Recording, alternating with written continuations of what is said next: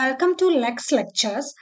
ഇന്ന് നമ്മൾ ഇവിടെ ഡീൽ ചെയ്യുന്ന ടോപ്പിക് എന്താണെന്ന് വെച്ചാൽ classes of criminal courts and their powers ആണ്. എല്ലാവർക്കും ഫെമിലിയർ ആയിട്ടുള്ള ഒരു ടോപ്പിക് ആയിരിക്കാം ഈ ടോപ്പിക്. എന്നാൽ കൂടി നമുക്ക് ഒന്നുകൂടെ ഇത് ഡീറ്റെയിൽഡ് ആയിട്ട് നോക്കാം. ആസ് വി ഓൾ നോ, എപ്പോഴും ടോപ്പ് ടയറിൽ വരുന്നത് സുപ്രീം കോർട്ടാണ്, then high court, then lower courts ആണ്. ഫസ്റ്റ് ഓഫ് ഓൾ നമുക്ക് സുപ്രീം കോർട്ട് നോക്കാം. Supreme Court established under Article 124 of the Constitution. As we all know, it is the Apex Court of India.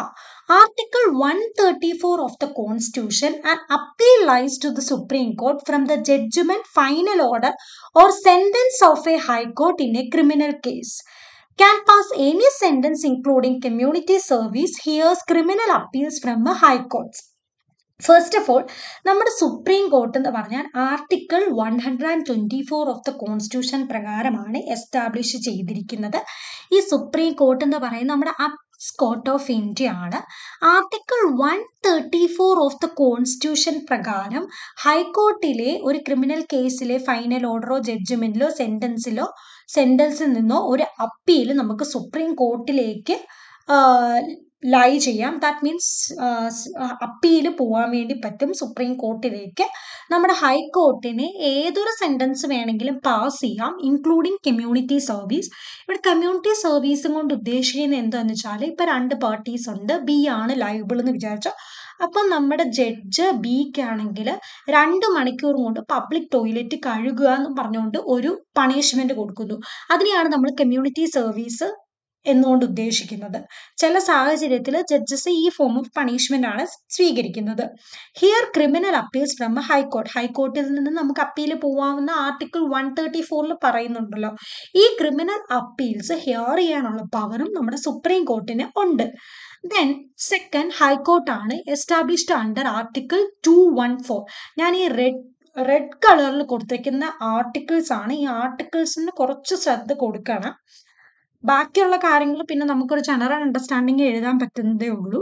So move on to topic. High court established under article 214. High court is the head of judiciary in each state, can try any offence under BNSS or other laws, can pass any sentence authorized by law including community service. High court establish ചെയ്തത് under article 214 ആണ്. ഒരു സ്റ്റേറ്റിന്റെ head of judiciary എന്ന് പറയുന്നതാണ് നമ്മുടെ high court എന്ന് പറയുന്നത്. നമ്മുടെ ഈ ഹൈക്കോർട്ടിന് ഏതൊരു ഒഫൻസും ട്രൈ ചെയ്യാൻ വേണ്ടി സാധിക്കും. ഏതൊരു ലോയുടെ കീഴിൽ വരുന്ന ഓരോ ഒഫൻസ് ആണെങ്കിലും ട്രൈ ചെയ്യാൻ വേണ്ടി പറ്റും. ഹൈക്കോർട്ടിനും ഏതൊരു ലോഫുൾ ആയിട്ടുള്ള സെന്റൻസും പാസ് ചെയ്യാൻ വേണ്ടി സാധിക്കും, including community service. Next move on to the third one, section judge അല്ലെങ്കിൽ additional section judge appointed by High Court under Section 8 of BNSS. Section judge can pass any lawful sentence. Death sentence require confirmation by High Court. The High Court can appoint additional section judge to perform the function of section judge. Additional section judge has the same powers. നമ്മുടെ section ജഡ്ജിനെ ഹൈക്കോർട്ടാണ് appoint ചെയ്യുന്നത് under section 8 of BNSS ആണ്. Section ജഡ്ജിനും ഏതൊരു lawful sentence pass ചെയ്യാം. പക്ഷേ ഒരു exception പോലെ പറയുകയാണ്, death സെന്റൻസിന് ഹൈക്കോർട്ടിന്റെ confirmation വേണം.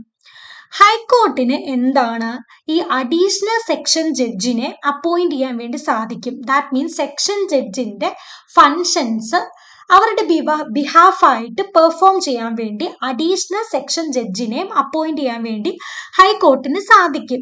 അഡീഷണൽ സെക്ഷൻ ജഡ്ജിന് സെക്ഷൻ ജഡ്ജിനെ പോലെ തന്നെ സെയിം പവേഴ്സ് ആയിരിക്കും ഉള്ളത്.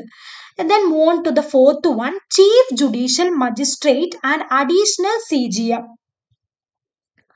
Appointed under Section 9 of BNSS can award imprisonment up to 7 years and fine without limit, including community service ആണ്. നമ്മുടെ ചീഫ് ജുഡീഷ്യൽ മജിസ്ട്രേറ്റിനെ അപ്പോയിന്റ് ചെയ്യുന്നത് സെക്ഷൻ 9 ഓഫ് BNSS പ്രകാരമാണ്. ഇവിടെ ചീഫ് ജുഡീഷ്യൽ മജിസ്ട്രേറ്റിന് ഇംപ്രിസ്മെന്റ് പാസ് ചെയ്യാൻ വേണ്ടി പറ്റും, അവാർഡ് ചെയ്യാൻ വേണ്ടി പറ്റും. പക്ഷേ ഒരു ലിമിറ്റ് ഉണ്ട്. ഇംപ്രിസ്മെന്റ് അപ് ടു 7 years ഉണ്ട്. പക്ഷെ ഫൈനിന് ഇവിടെ ലിമിറ്റ് ഒന്നുമില്ല. കമ്മ്യൂണിറ്റി സർവീസും അവാർഡ് ചെയ്യാൻ വേണ്ടി പറ്റും. Judicial Magistrate of First Class. The state government may establish in consultation with the High Court judicial magistrate of first class ആണ്.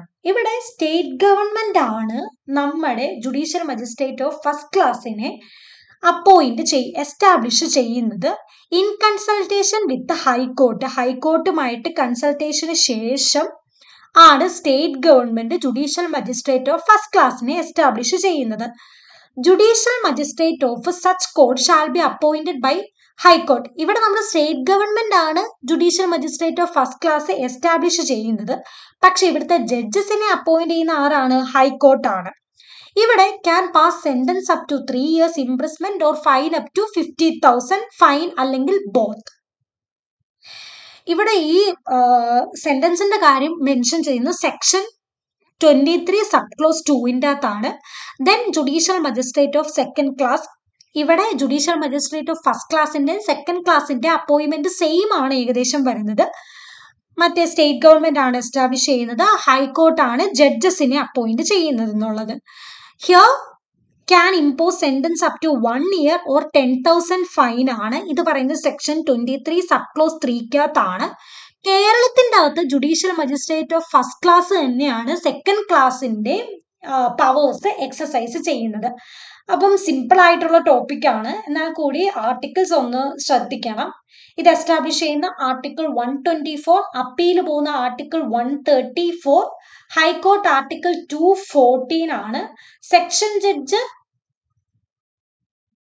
സെക്ഷൻ 8 ഓഫ് BNSS പ്രകാരമാണ് അപ്പോയിന്റ് ചെയ്യുന്നത്. Section judge appointed by high court. Okay, section judge pass ചെയ്യുന്ന death സെന്റൻസിന് confirmation by high court വേണം. Chief judicial magistrate section 9 ആണ് appoint ചെയ്യുന്നത്. ഇവിടെ imprisonment up to 7 years വരെ പറ്റത്തുള്ളൂ, ഫൈനിൽ ലിമിറ്റ് ഒന്നും ഇല്ല. Judicial magistrate of first class state government ആണ് എസ്റ്റാബ്ലിഷ് ചെയ്യുന്നത് ഇൻ കൺസൾട്ടേഷൻ വിത്ത് ഹൈക്കോർട്ട്. ഇവിടെ ജഡ്ജസിനെ അപ്പോയിന്റ് ചെയ്യുന്ന ഹൈക്കോർട്ടാണ്. ഇംപ്രിസ്മെന്റ് 3 year വരെ പറ്റത്തുള്ളൂ, ഫൈൻ അപ് ടു 50,000 അല്ലെങ്കിൽ രണ്ടും കൂടെ ഇമ്പോസ് ചെയ്യാനേ പറ്റത്തുള്ളൂ. സെക്ഷൻ 23 സബ് ക്ലോസ് 2ന്റെ അകത്താണ് അത് പറയുന്നത്. ജുഡീഷ്യൽ മജിസ്ട്രേറ്റ് ഓഫ് സെക്കൻഡ് ക്ലാസ്സിനും സിമിലർ അപ്പോയിന്റ്മെന്റ് ആണ് വരുന്നത്. സിമിലർ ആണ്, പക്ഷെ ലിമിറ്റഡ് പവേഴ്സ് ആണ് സെക്കൻഡ് ക്ലാസ്സിന്. കേരളത്തില് ഫസ്റ്റ് ക്ലാസ് മജിസ്ട്രേറ്റിന്റെ പവേഴ്സ് എക്സസൈസ് ചെയ്യുന്നത് സെക്കൻഡ് ക്ലാസ് മജിസ്ട്രേറ്റിന്റെ പവർ എക്സസൈസ് ചെയ്യുന്നത് ഫസ്റ്റ് ക്ലാസ് മജിസ്ട്രേറ്റ് ആണ്.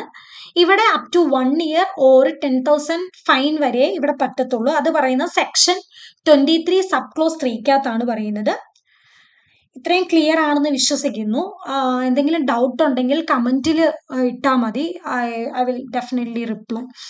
Then move on to the next topic, general principles of imprisonment and fine. ഇപ്പൊ നമ്മൾ പഠിച്ചു ഓരോ മജിസ്ട്രേറ്റിന് എത്ര പവർ ആണ്, എന്തൊക്കെ സെന്റൻസ് ഇമ്പോസ് ചെയ്യാൻ സാധിക്കും, പാസ് ചെയ്യാൻ സാധിക്കും എന്നൊക്കെ നോക്കി. പക്ഷെ അതിന് കുറച്ച് ജനറൽ പ്രിൻസിപ്പിൾസ് ഉണ്ട്. അത് പറയുന്നത് സെക്ഷൻ 24 ആൻഡ് സെക്ഷൻ 25ന്റെ അകത്താണ് പറയുന്നത്.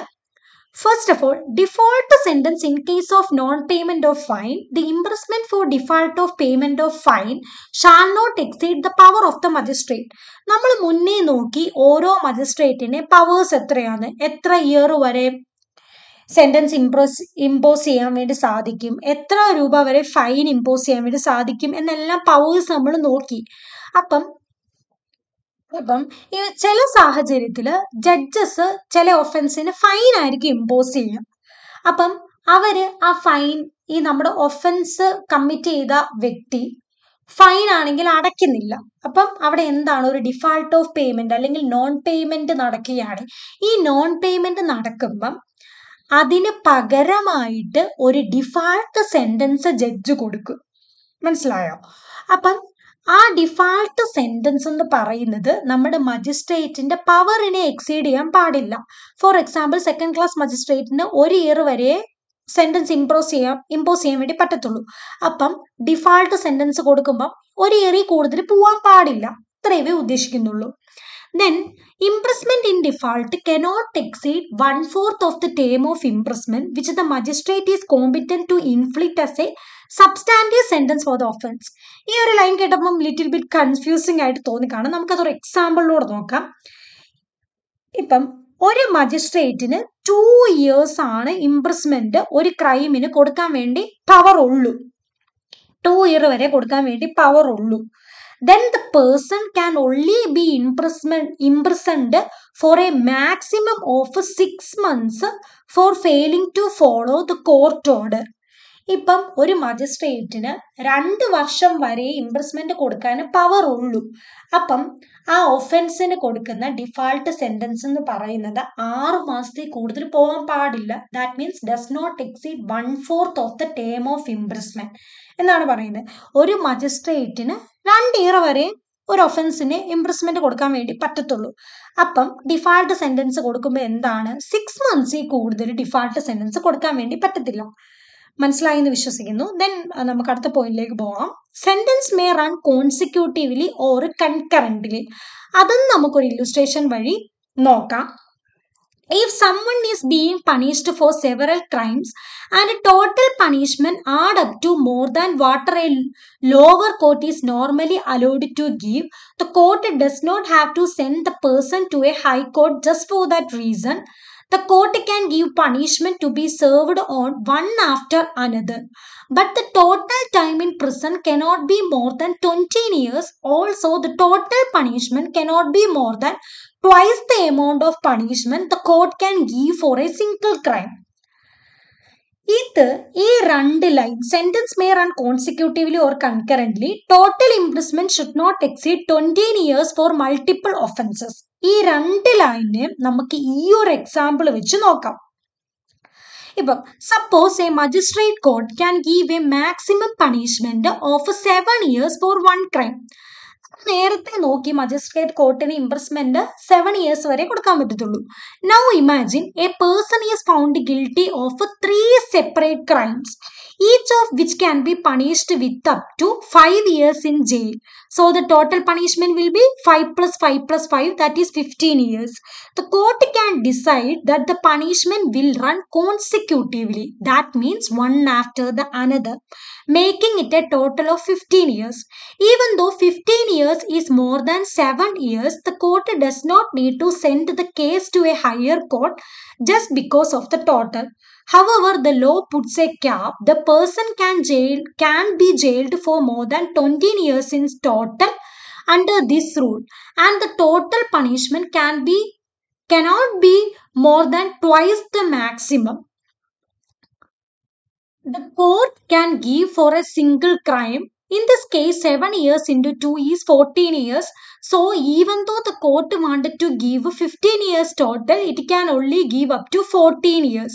The court will have to limit the total punishment to 14 years even if the crime together deserve more. ഇത് നമുക്കൊന്ന് നോക്കാം.